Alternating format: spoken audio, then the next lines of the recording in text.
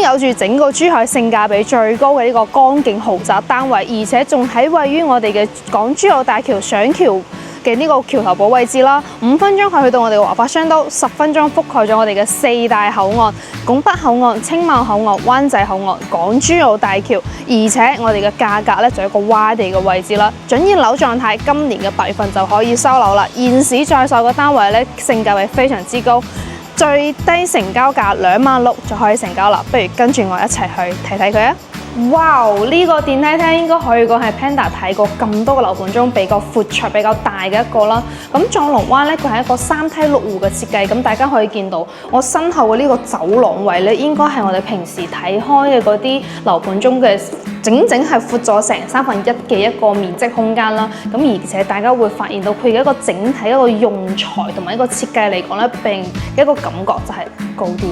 咁我哋首先嚟睇一個稱之為整個南灣仔10字門片區最具有性價比一個豪光嘅一個江景單位嘅，咁佢咧就一個97嘅一個3房2廳2衛一個設計啦。咁首先入去睇下先，佢整屋嘅交付標準咧，個人認為話算係比較唔錯嘅。咁首先我哋嘅呢個門啦，見到佢係一個呢個防火防盜門啦，加埋我哋一個智能鎖，係啦。咁仲有我哋身後嘅呢個玄關櫃，佢都係一個交付標準，麻雀雖小五臟俱全啊嘛。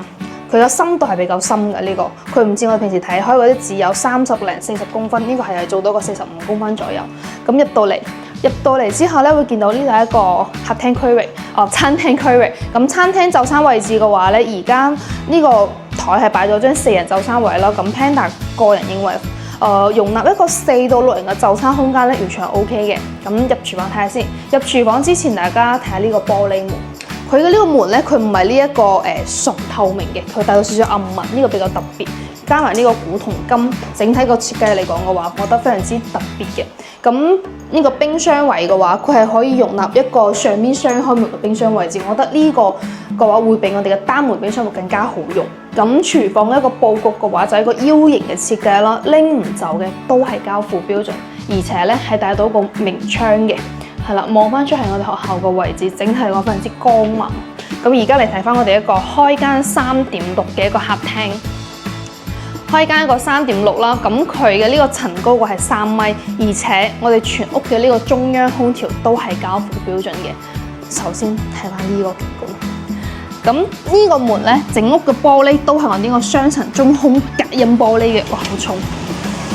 咁一打開門，可能會聽到一陣好大嘅水聲。咁呢個水聲嘅話，中意嘅朋友可能就會好中意啦，唔中意就覺得佢係噪音咯。咁其實呢個水聲咧係一個叫白噪音嚟嘅。咁而且落面除咗望到我哋嘅泳池、小區園林之餘咧，就我哋整個呢個豪江江景，我哋嘅澳門景都係可以望得到嘅。呢個景觀值唔少錢㗎，係啦。咁我哋再去睇我哋一個休息區域先。咁其實我哋整個戶型嘅佈局分佈咧，都係一個動靜分區嘅。呢邊係一個會客區啦，我哋呢邊就我哋個房間區域。咁我哋身後有2間房，呢邊係住人房。先睇我哋嘅客房先。咁客房我哋呢邊睇到啦，佢係用咗我哋嘅一個飄窗嘅位置，係啦，做咗間榻榻米。咁嗰邊望翻出去咧，就係我哋嘅灣仔同埋我哋一個學校嘅一個視野景觀嘅，都算係比較開闊。咁我就睇翻呢邊。咁其實呢間房同啱啱嗰間客房嘅空間咧係差唔多嘅。咁佢望翻出去嘅景觀咧就係以學校為主啦。咁可能有朋友就會擔心，哇，學校會唔會嗰啲做操嘅聲音好嘈啊？咁其實大家啱都有聽到，我喺拉開我哋嘅陽台門之前咧，其實完全聽唔到水聲嘅，拉開咗先聽到。所以嘅話，其實佢嘅隔音係做得非常之唔錯。咁我哋嘅呢個工位嘅話係做咗個乾濕分離1分3嘅設計啦，單拎咗我哋嘅洗手池出嚟嘅。跟住呢度係我哋嘅馬桶位，亦都係有預留到插座位俾大家去更換呢個智能馬桶嘅。呢度係企缸嘅位置，咁洗手間嘅呢個窗嘅話，望翻出去咧係一個呢個咩啊天井半天井嘅位置，咁佢都唔係嗰啲全黑，都有少少彩光。咁呢個隱私度嘅就後期自己黐翻嗰個玻璃紙就 OK 噶啦。咁主人房入到嚟之後咧，呢邊會預留咗一排嘅呢個衣櫃位俾大家，係預留咗啊，唔係做好咗。咁再入嚟嘅話，呢邊係我哋嘅主人房嘅套間嘅。咁主人房嘅洗手間都非常之奢侈，係有景觀嘅，係啦，係有景觀嘅。我嗰兩日已經喺入邊游緊水咯喎。咁我就睇翻個休息位置先。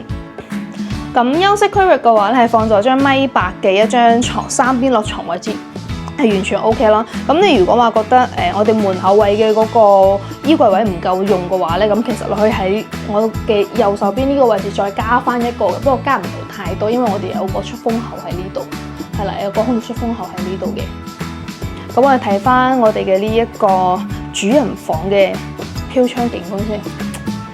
呢個景觀點解稱之為話整個南灣灣仔十字門片區性價比最高嘅一個江景單位呢？因為佢現時嘅而家呢個最低售價嘅話就係28,800就可以有成交。咁你如果話放去十字門南灣片區嘅話，你冇個32,000、33,000，甚至係36,000，你係攞唔到嘅。OK， 我哋下一間。我哋而家嚟睇一個縮細版嘅97方75平嘅一個2房單位啦。同樣門同我哋嘅智能鎖係交付標準，咁玄關櫃咧會再大翻些少嘅，係啦，一個4開喎，係啦，一個4開，唔係一面牆一個設計啦，比較實用，因為個深度係夠深嘅。咁我再嚟睇下先，亦都係一個餐客一體啦，3.5米嘅一個開間嘅。咁睇客廳之前睇下個廚房先。咁廚房係一個深腰型嘅設計，係啦，深腰型嘅設計，呢度係預留咗個單門冰箱位嘅。溫馨提示一下，我哋嘅呢一個牆同埋呢個玻璃門咧，佢係交付標準嚟嘅。咁廚房位入面呢啲拎唔走嘅，好似我哋嘅呢個抽油煙機啦，我哋嘅煮食爐啦，呢2個咧都係交付標準啦，包括後面個大單廁，咁亦都係一個明柱嚟嘅，帶到個明窗。採光非常之唔錯。咁我哋而家睇下我哋嘅餐客廳。咁我哋嘅客廳嘅話咧，佢係對出去我哋嘅陽台咧，係封好咗俾你嘅。咩意思咧？換個角度去諗，幫你慳咗2-3萬蚊，係啦。因為其實呢個係應珠海政府嘅一個要求啦。而家面對馬路邊嘅陽台咧，都要做翻一個封窗處理嘅。咁我哋呢邊望嘅咧就有我哋嘅山景同埋我哋嗰個學校景啦，同埋我哋嗰邊嘅城市景觀咧，都會望翻少少嘅。咁我哋嘅呢個港珠澳大橋嘅上橋位啊，就喺我嘅屋企樓下嘅啫，落個樓就係噶啦，翻去香港非常之方便。係，咁我哋而家嚟睇翻我哋嘅呢個房間位置先。咁房間嘅話分佈喺兩邊啦，後面係我哋嘅一個公共洗手間嘅，乾濕分離。同樣我哋嘅企缸位置嘅話都比較闊長，不過呢個飄窗位可能就有朋友仔會唔中意，不過呢個就睇你點樣去用啦，有人中意有人唔中意嘅。咁我哋再睇翻呢邊嘅房間先。咁呢邊係做咗一個兒童房嘅設計啦，做咗個組合櫃嘅榻榻米，跟住嗰邊望翻出去嘅話就係我哋嘅灣仔同埋學校嘅景觀。而家嚟睇翻我哋主人房。咁主人房相對嚟講咧，會大翻些少嘅，放咗張1.5米嘅床，跟住3邊落床位啦。咁佢呢度啦，預留咗個衣櫃位嘅。咁主人房望翻出去嗰個景觀咧，都係我哋嘅呢個學校嘅景觀，整面牆採光度咧係非常之正嘅。咁75方嘅話咧，而家最低嘅成交價咧係可以去到一個26,000嘅，性價比非常之高，溫馨2人組可以考慮呢個。下一間。好，我哋而家嚟睇個108方嘅雲廳戶型4房嘅，咁一樣啦，門口位玄關櫃加我哋嘅呢個門加智能鎖都係交付標準，就唔過多介紹啦。咁嚟到我嘅左手邊，咁入門口位呢度咧係有一個書房啦。咁呢間房咧就唔係特別大，咁你如果話做翻間客房嘅話咧，可能空間上面有啲夾攝。咁而家嚟睇到嘅呢一個餐客廳咧係一個開間6.2米嘅大橫廳嚟嘅。首先睇下個廚房先。廚房進深咧就唔深，但係佢夠闊，係啦。我哋嘅呢邊凹槽位咧係預留咗個雙開門冰箱位嘅，係咁。我嘅左手邊呢邊亦都係會有一面窗俾到大家。其實108方整個廳嘅我左手邊一面咧，全部都係採光面嚟嘅。我哋而家嚟睇一個我哋嘅陽台位置先。陽台位置嘅話咧，非常之長啊，有4.4米乘1.5米。哇！咁相比於97方嘅呢個陽台景觀嚟講咧，我覺得108方會差翻啲意思，大家可以望翻出去。江景咧，亦都係可以望得到嘅，澳門景咧，亦都係望得到嘅，但係咧就會比我哋前面呢一棟咧會擋咗差唔多一半嘅景觀。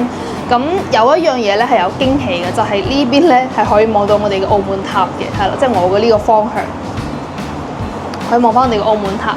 咁呢個陽台個人喜愛吧。如果俾我揀，我如果係3房單位，可能我更加多會去揀翻個97嘅。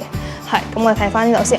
咁我哋嘅餐廳對過嚟呢邊咧，就係我哋嘅一個公共洗手間，亦都係做咗個1分2乾濕分離嘅設計。咁後面呢間客房咧，可以算係一個半套間嘅，係啦，半套間。咁佢望嘅咧都係我哋嘅呢個舊城區嘅一個景觀。咁我哋而家再去睇另外一間房。咁喺我哋嘅客廳嘅另外一邊。另外一間房其實同我哋啱啱嗰間房嘅空間咧係差唔多，望個景觀亦都係我哋嘅山景加我哋嘅灣仔嘅舊城區嘅一個景觀。咁而家睇主人房，咁主人房佢係帶咗個步入式衣帽間嘅。咁首先睇翻呢度先，休息區域嘅話，佢放到張1.5米嘅3邊落床位啦。我哋嘅呢個，我個人認為主人房嘅景觀會比我哋嘅陽台嘅景觀會靚好多嘅。咁而家睇翻呢邊，咁呢邊咧係預留咗一個衣櫃位俾你，衣櫃係冇嘅，要自己去砌。咁入到嚟之後，乾濕分離嘅呢一個洗手間，咁其實個洗手間個衛浴用品咧，佢用嘅全部都係呢個進口大牌嚟嘅，比較高級嘅，咁亦都係帶到個飄窗位置，係啦。咁呢個咧就係一個108方嘅橫廳4房單位，咁佢嘅性價比咧都非常之唔錯。如果大家有興趣嘅話，可以聯繫翻我哋。我哋而家嚟睇一個23棟而家在手一個最大積數嘅一個128方嘅4房啦。咁有點唔同嘅就係佢嘅門係一個子母門嚟嘅，係啦，子母雙開門。咁就嚟之後咧，佢嘅玄關櫃就顯得有啲小氣，就得2扇門嘅一個空間嘅。咁我哋再過嚟睇，咁佢而家呢個示範單位咧，整體係一個 LDK 嘅一個設計啦 ，Open Kitchen。係啦 ，open kitchen， 跟住南北對流嘅一個客廳嘅。咁呢個廚房位咧非常之大嘅。係啦，你而家見到拎唔走嘅都係交付標準。同樣，大家有冇發現啊？藏龍灣佢嘅所有個戶型，佢亦都係會廚房都會打到個明窗俾大家嘅。咁睇翻呢個客廳位置餐廳位置 ，sorry。咁餐廳位置嘅話咧，而家擺嘅呢張台係可以容納一個6到8個人嘅就餐嘅。咁我覺得就有啲華而不實嘅，好睇唔好用。我覺得換翻一張稍微再短翻啲嘅一張方啲個台會更加好用。咁我哋嘅生活陽台，因為亦都係靠近馬路啦，所以講佢係封咗窗去交付俾你嘅。呢度個亦都係幫你慳咗2皮嘢咁樣啦。咁我哋再睇翻我哋嘅右手邊嘅呢邊，係可以望到我哋嘅呢個白石橋嘅，呢個景觀都比較豐富。咁我哋睇翻呢邊，咁我哋嘅客廳咧，佢做咗些少改動啦。原本入門口嘅呢個位置咧係間書房嚟嘅，咁佢而家咧係剝咗，咁整個廳咧就變咗一個橫廳嘅設計。咁如果話佢冇剝之前嘅話，呢個廳就係個3.65米嘅開間。睇翻個陽台，陽台非常之正，陽台係一個6.4米嘅大陽台，超級無敵長啊！咁望翻出去呢個景觀視野咧就非常之開闊啦。係啦，我哋整個濠江景啊、澳門景啲，通通都係盡收於眼底啊！我哋而家嚟睇翻我哋嘅房間位置先。咁首先，第一間房會連通咗我哋嘅呢個陽台位置啦。呢間房可以作為一個長輩房或者父母房，都非常之唔錯嘅，因為佢個陽光會非常之充足。係啦，咁我哋再對翻過嚟錯開嘅。咁就係我哋嘅一個工位啦，工位嘅空間就比較大啦，因為面積放喺度。咁一個乾濕分離嘅設計，同樣都帶到個窗嘅。係，咁我哋而家再嚟呢邊，呢度會有做咗間兒童房啦。兒童房嘅話咧，佢放咗張1.2米嘅單人床啦。咁我哋望翻去出面咧，佢會見到我哋隔離棟嘅一個陽台，同埋我哋嘅一個老城區嘅一個景觀。呢間房嘅人私度上面可能會差翻些少。係啦，而家嚟睇我哋嘅主人房先。主人房個景觀同我哋嘅客廳咧係一模一樣嘅，係啦，甚至話可能會更加正啲，因為我佢更加靠後啲嘛。咁128個主人房咧，佢係帶到個步入式衣帽間嘅。咁呢個嘅話就因人而異點樣去 design。咁再睇翻我哋嘅呢個衞生間，衞生間個空間一啲都唔細啊。係啊，我覺得佢比我哋嘅呢個工位會再大翻啲嘅。咁望翻出去呢個景觀嘅話咧，就呢個隱私性就要自己要做翻好啲，因為佢係會睇到我哋嘅隔離座嘅陽台。係啦，咁呢個咧就係我哋而家仲樓灣在售最大面積128方嘅4房。